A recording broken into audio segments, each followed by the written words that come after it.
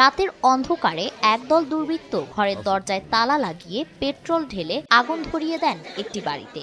মুহূর্তেই দাউ দাউ করে আগুন পুরো ঘরে ছড়িয়ে পড়ে। আর এই ঘটনা ঘটেছে লক্ষ্মীপুর সদর উপজেলার ভবানীগঞ্জ ইউনিয়নের বিএনপি নেতা বেলাল হোসেনের সঙ্গে। এই নৃশংস ঘটনার ফলে তার 7 বছর বয়সী ছোট মেয়ে আয়শা বেগম দগ্ধ হয়ে মারা যান। পাশাপাশি আহত হয়েছেন বেলাল হোসেন নিজেও এবং তার 2 মেয়ে বিথি আক্তার ও স্মৃতি আক্তার। গতরাতে আমার চাচার বাড়িতে 2 দরজার তালা লাগিয়ে পেট্রোল দিয়ে আগুন লাগিয়ে দেয়। নিহত হয় আমার ছোট বোন আর 2টা আহত হয়। এটা ঢাকা হাসপাতাল।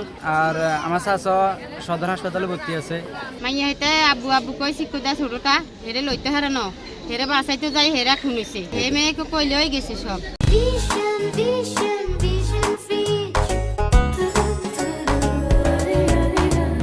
স্থানীয়রা জানান, শুক্রবার রাতে চরমনসা এলাকার বাড়িতে স্ত্রী সন্তান সহ ঘুমিয়েছিলেন বেলাল হোসেন। গভীর রাতে দুর্বৃত্তরা ঘরের দরজায় তালা লাগিয়ে পেট্রোল ঢেলে আগুন ধরিয়ে দেন। মুহূর্তেই আগুন চারিদিকে ছড়িয়ে পড়ে। এতে ঘুমন্ত অবস্থায় শিশু আয়শা দগ্ধ হয়ে মারা যায়। আহত বেলাল হোসেন এবং 2 মেয়েকে স্থানীয়রা উদ্ধার করে সদর হাসপাতালে ভর্তি করান।